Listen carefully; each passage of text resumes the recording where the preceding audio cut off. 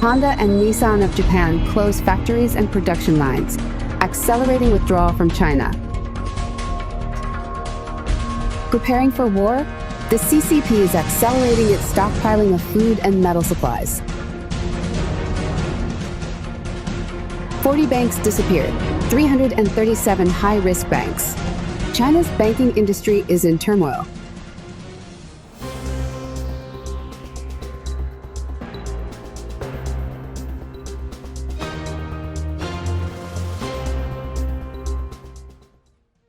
China's economy is in serious recession. Bad news is pouring in, and the wave of closures and bankruptcies of businesses in China is accelerating. Recently, Japan's Honda said it would close its factories and production lines in Guangzhou and Wuhan and withdraw from China. A month earlier, Japan's Nissan Group also officially announced the closure of its factory and production line in Changzhou, at the same time cutting production capacity in China and planning to withdraw from the nation as soon as possible. Also, in the past few days, Nippon Steel Group announced the end of 20 years of cooperation with Bay Steel and its withdrawal from China. The wave of leading Japanese, Korean, and Western corporations accelerating their withdrawal from China has been pushing a large number of workers and unskilled laborers in the mainland to the risk of long-term unemployment. Unemployment and poverty are returning, and the Chinese economy is on a steep decline. Japanese companies leaving China will take away some industrial chains, and the unemployment wave in China will become even more chaotic.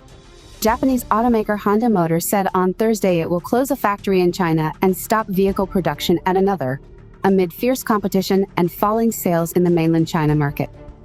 Honda will close a factory operated through a joint venture, JV, with Chinese state-owned automaker Guangzhou Automobile Group in October, a company spokesman said. The automaker already produces the Accord sedan at the plant, which was established nearly 2 decades ago, and has an annual production capacity of 50,000 vehicles. Honda will suspend production at another factory in China that it operates through a separate joint venture with Dongfeng, the spokesman said, adding that the plant has an annual production capacity of 240,000 vehicles. The spokesman said Honda is facing difficult conditions in the world's largest auto market, China. The company's annual production capacity in China will decrease from 1.49 million vehicles to 1.2 million vehicles due to the shutdown, the spokesperson added. Previously, when Nissan Motor Group closed its latest assembly plant in Changzhou, China, it was a seismic incident in a series of failures that Japanese automakers have suffered in an increasingly fierce market. Japanese car sales in the country have dropped 20% from their 2020 peak. Nissan and its peers have produced cars in large quantities in China since 2000 through local joint ventures. At one time, Nissan was considered more successful than Toyota Motor and Honda in the Chinese market. They have poured resources into factories and dealers. Nissan's production output in China surpassed Toyota and Honda for 10 years until 2018. The Changzhou plant was expected to boost sales further. When it opened, China was Nissan's largest market for new car sales, surpassing the United States. But the price war waged by Chinese rivals has had devastating consequences. Nissan sales in China fell 16% to 790,000 vehicles last year, marking the 5th consecutive year of decline. Toyota's sales in January-May 2024 decreased 10% year-on-year to 630,000 vehicles. Honda's sales decreased 17% to 340,000 vehicles. Honda and Nissan Motor are among the Japanese brands for which China has traditionally been a strong market, but is now being greatly influenced by the rise of low-cost domestic automakers. Preparing for war? The CCP is accelerating its stockpiling of food and metal supplies.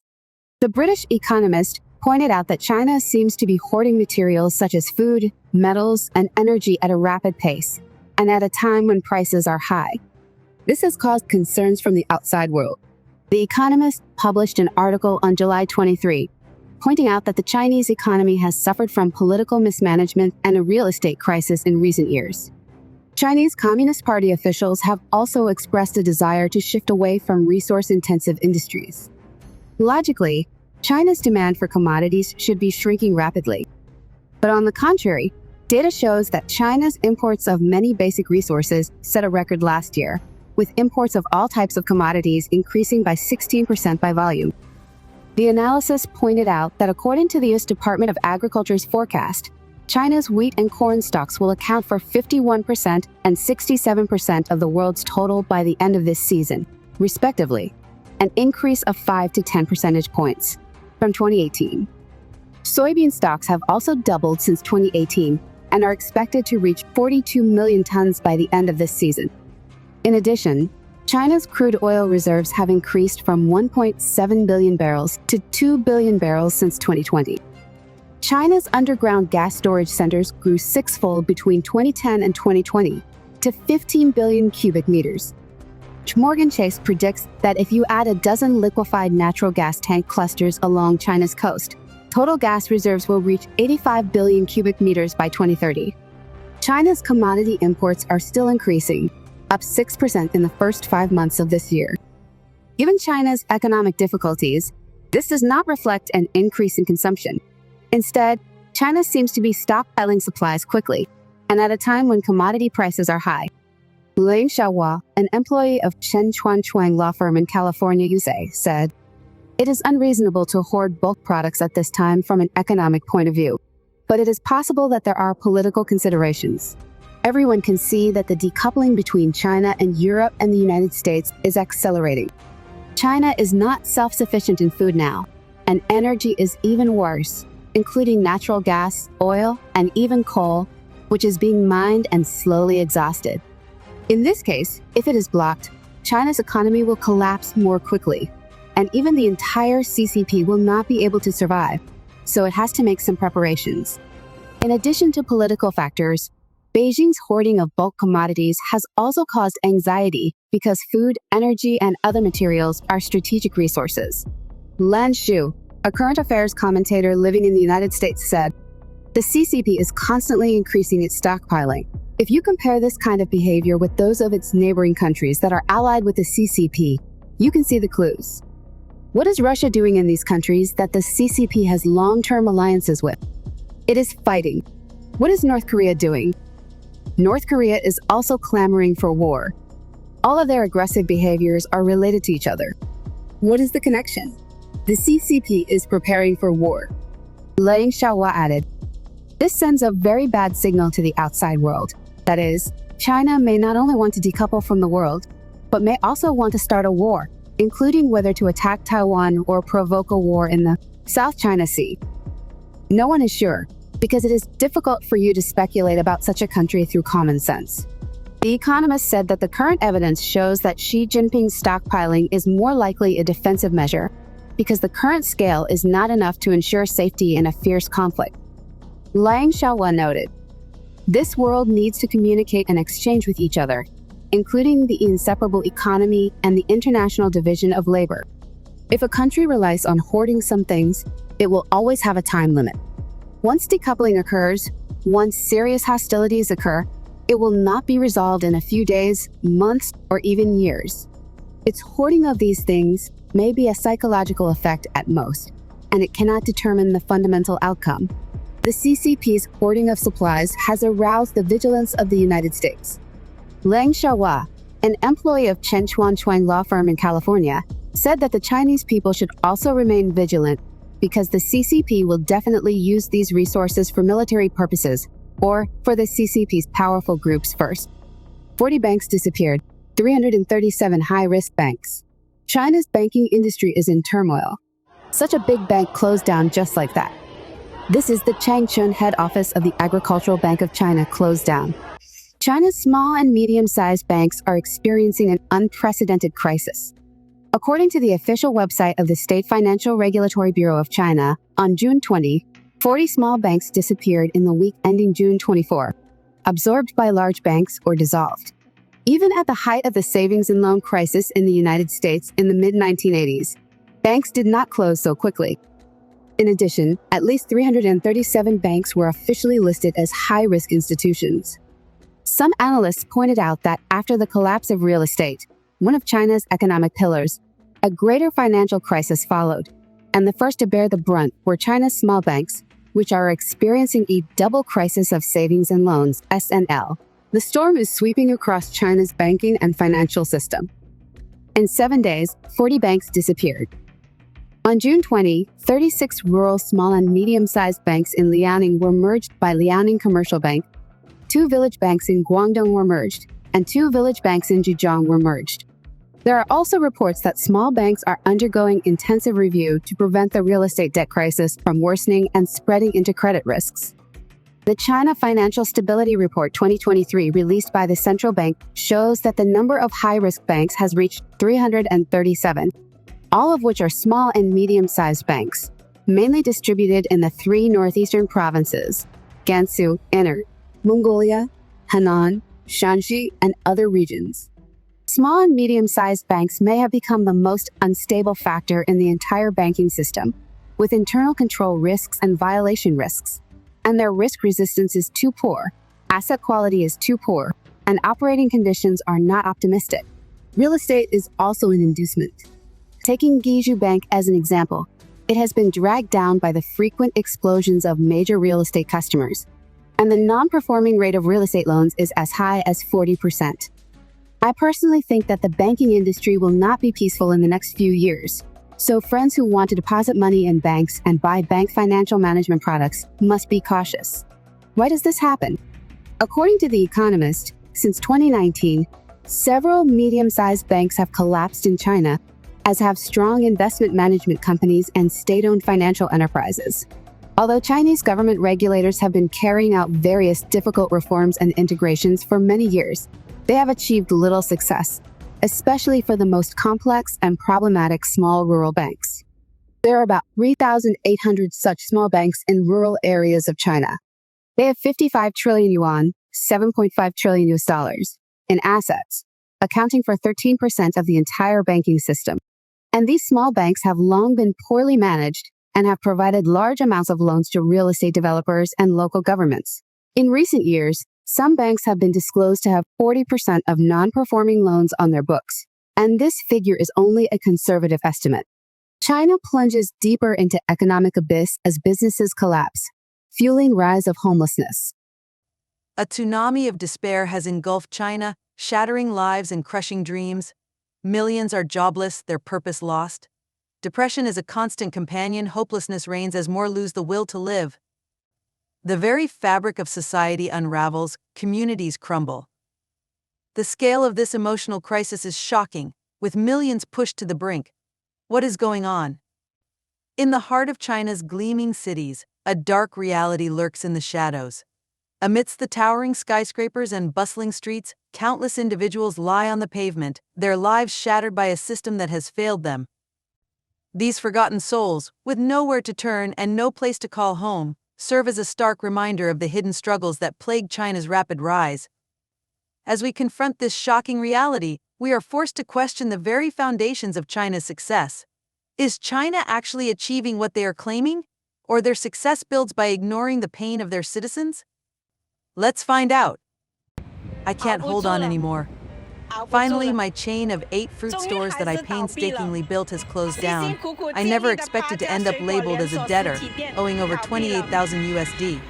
Today is May 3rd. Perhaps you're all on vacation with your children, but I can't go anywhere. I've been sued by my best friend, someone I've helped the most. Now that I'm in trouble, she's suing me. I need to find a way to pay her back. So I reached out to another friend for help. He asked me to wait at his company for half an hour, but I ended up waiting for 8 hours without seeing him. He didn't answer my calls, despite me calling him over a dozen times. I called 2 other close friends who run their own businesses. I understand times have been tough for businesses these past 2 years. When I was doing well, these 2 friends would call and message me several times a day. We used to spend every day together drinking tea, chatting and shopping, sharing everything with each other. Why this happening to me? The unprecedented wave of business closures sweeping across China is a stark testament to the country's deepening economic crisis. The once thriving Chinese economy is now grappling with a confluence of factors that have led to the shuttering of countless businesses, from small mom-and-pop shops to large, well-established chains. At the heart of this economic downturn is the manufacturing sector, which has been contracting for 6 consecutive months, as evidenced by the Purchasing Managers' Index (PMI) falling below the critical 50-point mark. This prolonged contraction has had a ripple effect throughout the economy, contributing to the mass closure of businesses across various industries. 现在 Hello 是 everyone, 凌 I 晨 am 2点 386,000 大家 USD 好 in debt and used to be the 负 owner 债 of an 280 essential 万 oils and beer physical store. 曾经是经 I 营 haven't 啤酒 slept 实 for 体 2 店的 days 老 and 板， nights, feeling extremely 现在 exhausted 睡 and 不着觉 tired. During the 因为 day, 2 I 天 have to 2夜 face 没有合 various 眼 calls from credit card and online loan 现在 collectors, 非常的 and 疲 these 惫 calls have even reached my 感觉 home and 特 my 别的累 friends. I know the 白 mistakes I've 天 made, and I 要 have 面 to 临 bear 各 the 种信用 consequences. 卡网贷的催收 I 电 can 话 only blame myself for being 而 too 这些电 hot-headed and 话 making 已经 reckless 都打到 investments 家 and 里了 expansions, leading to 也打 company 给了我的 mergers 朋 and 友 now having nothing, 我 deep 知 in 道 debt. 自己犯下的错误 I can't 要 take it 自己去 anymore. 承担 If I weren't 要 in 怪 debt, my 只 life 能 would 怪 have 我 been 自己想的 worry-free. 太简单了 Looking back at over 轻信 30, 别 my 人的 life has 话 become so 盲 miserable. 目的 Overnight, I went bankrupt. From earning nearly 10 million, I have now become someone with over 372,000 USD in debt.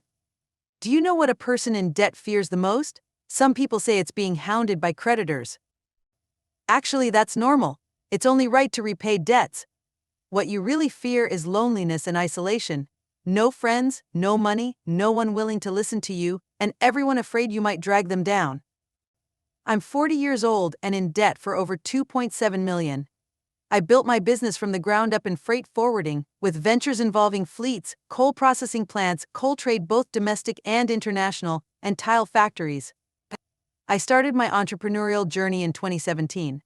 By the 27th of last December, everything fell apart overnight. From earning nearly 10 million, I became a person in debt for over 2.7 million. The challenges faced by China's manufacturing sector have also contributed to the mass closure of businesses.